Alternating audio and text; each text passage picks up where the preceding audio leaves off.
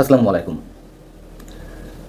আওয়ামী লীগের রাজনৈতিক কার্যক্রমের উপর থেকে নিষেধাজ্ঞা প্রত্যাহারের বিষয়টি এখনো পর্যন্ত অনিশ্চিত, যেটি জানা যাচ্ছে। কেউ বলছেন যে 6 মাসের মধ্যে নিষেধাজ্ঞা প্রত্যাহার হবে, কেউ বলছেন এটি 1 বছর লাগতে পারে, কেউ আবার বলছেন যে 2 বছরও লাগতে পারে।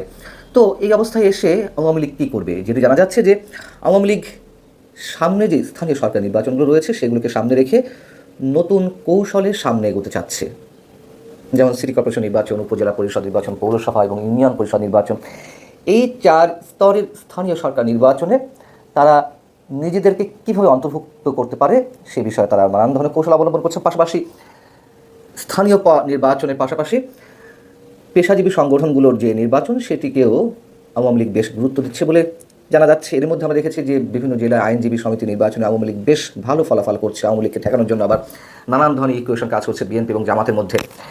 এখন তারা এটিকে বিকল্প হিসেবে দেখছে কেন? আওয়ামী লীগ রাজনীতিতে ফেরার বিষয়ে স্থানীয় সরকার নির্বাচন বা পেশাজীবী সংগঠনগুলো যে নির্বাচন সেগুলোকে কেন গুরুত্ব দিচ্ছে? গুরুত্ব দিচ্ছে এই কারণে যে রাজনীতিতে প্রবেশের ক্ষেত্রে এটি বিকল্প এন্ট্রি হিসেবে কাজ করতে পারে। কারণ এসব নির্বাচনের ব্যক্তিগত প্রভাব, স্থানীয় নানান ইস্যু এবং দলীয় সমর্থন সবই ফল নির্ধারণে, মানে জয় পরাজয় নির্ধারণে গুরুত্বপূর্ণ ভূমিকা রাখে। এই লক্ষ্যটি বা আওয়ামী লীগের এই কৌশলটি নিঃসন্দেহে ভালো, কিন্তু প্রক্রিয়াগত দিক থেকে তারা কতটা সামনে এগোতে পারবে সেই প্রশ্নটি এখন জোরালো হতে পারে। আমি সে বিষয়ে আসছি। এখন স্থানীয় সরকার নির্বাচনে আওয়ামী লীগ ফিরতে কী কী উদ্যোগ নিয়েছে যদি সেই বিষয়ে আমরা একটু বিশ্লেষণ করার চেষ্টা করি। আমরা জানি এর মধ্যে শেখ হাসিনা একাধিক তার যে নেতাকর্মীদের সঙ্গে ভার্চুয়াল বৈঠক, সেখানে তিনি আত্মগোপনে থাকা নেতাদের দেশে ফেরার নির্দেশ দিয়েছেন। যে কোনো সময় দেশে ফেরা লাগতে পারে এই ধরনের তিনি কথাবার্তা বলেছেন এবং স্থানীয় সরকার নির্বাচনের জন্য এখন থেকেই প্রস্তুতি নেওয়ার কথা তিনি উল্লেখ করেছেন সরাসরি। পরবর্তী জাতীয় সংসদ নির্বাচনে যদি আওয়ামী লীগ অংশগ্রহণ করতে চায় তার একটা প্রাইমারি স্টেজ এটিকে মনে করছে আওয়ামী লীগ যে এর সঙ্গে সম্পৃক্ত হতে হবে এবং সেই লক্ষ্যকে সামনে রেখে কারাগারে যে নেতাকর্মীরা এখন পর্যন্ত আটক রয়েছেন তাদের জামিনের বিষয়টির উপরেও জোর দেওয়া হচ্ছে। পাশাপাশি দলের উপরে যে নিষেধাজ্ঞা তা প্রত্যাহারের জন্য সরকার এবং আন্তর্জাতিক অঙ্গনে যোগাযোগ বাড়ানোর বিষয়টির উপরে নতুন করে খুবই গুরুত্ব দিচ্ছে আওয়ামী লীগ। এখন স্থানীয় সরকার নির্বাচনগুলো তো দলীয় প্রতীকেই হওয়ার বিষয়টি আওয়ামী লীগের সময় সিদ্ধান্ত নেওয়া হয়েছিল, সেই বিষয়টি আবার কাল হয়ে দাঁড়াতে পারে। কারণ দলীয় প্রতীক নিয়ে তো আর আওয়ামী লীগ এই মুহূর্তে কোনো নির্বাচনে প্রতিনিধিত্ব করতে পারবে না। সেক্ষেত্রে যদি নির্দলীয়ভাবে স্থানীয় সরকার নির্বাচনগুলো হয় তাহলে আওয়ামী লীগের জন্য অংশগ্রহণ সহজ হবে, এটুকু বলা যায় এবং সেই অপেক্ষাতেই আওয়ামী লীগ রয়েছে।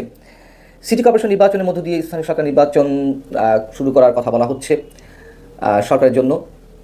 সেটিকে মাথায় রেখে ঈদের পর থেকেই নাকি আওয়ামী লীগ যে কৌশলগুলো নিয়েছে, যে প্রস্তুতিগুলো নিয়েছে সেগুলো ইমপ্লিমেন্ট করার কাজ শুরু হবে এমনটা জানা গেছে। বিশেষজ্ঞদের আওয়ামী লীগের এই কৌশলকে ওয়েলকাম জানাচ্ছে। তারা মনে করছেন যে স্থানীয় সরকার নির্বাচন নিঃসন্দেহে আওয়ামী লীগের জন্য একটি বড় সুযোগ রাজনীতিতে প্রত্যাবর্তনের ক্ষেত্রে।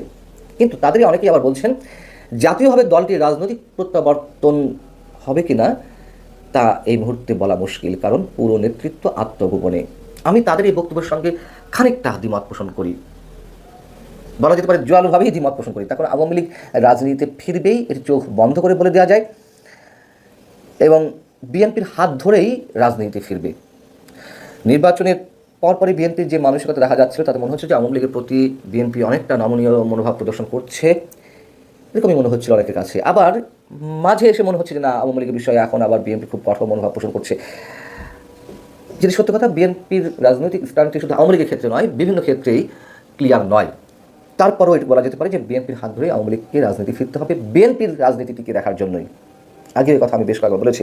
যাই হোক, আমি যে কথাটি প্রথম থেকে বলছিলাম যে আওয়ামী লীগ যে কৌশল নিয়ে স্থানীয় সরকার নির্বাচনকে সামনে রেখে এগোচ্ছে সেই প্রক্রিয়া কতটুকু সহজ হবে বা সত্যি সত্যিই আওয়ামী লীগকে তৃণমূলের নেতাকর্মী বলি বা ভোটাররা বলি বেছে নেবে কিনা।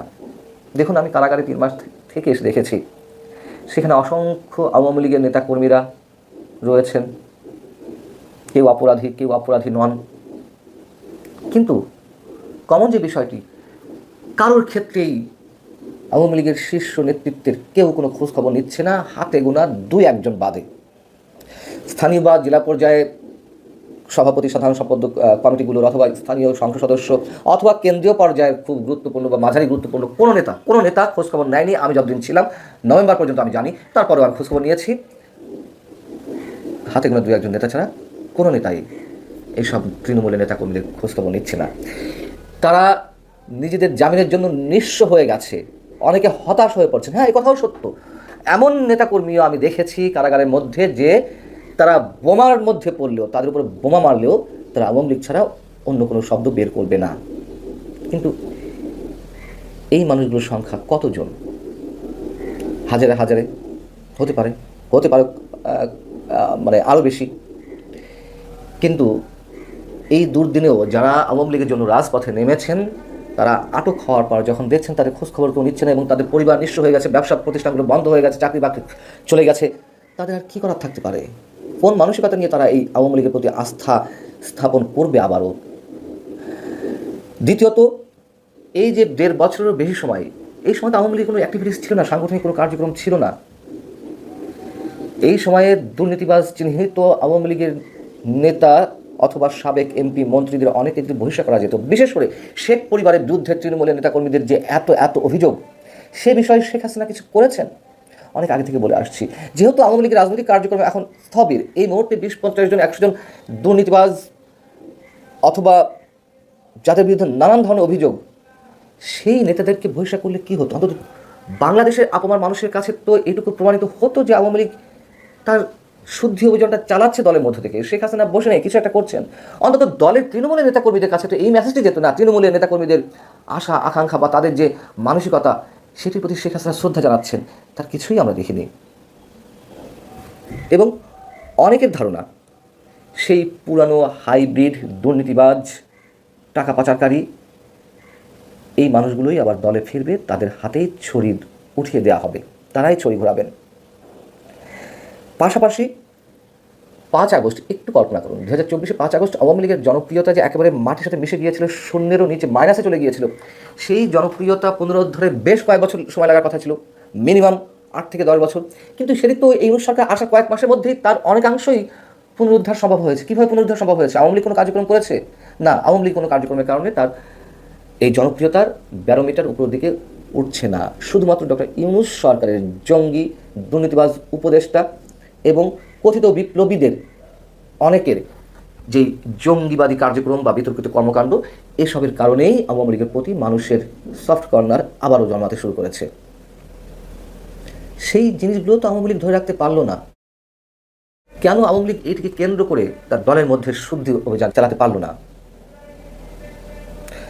আওয়ামী লীগ যে কৌশল নিয়েছে, এখন দেখা যাক তারা এর সাথে আরও নতুন নতুন কৌশল যোগ করে কিনা।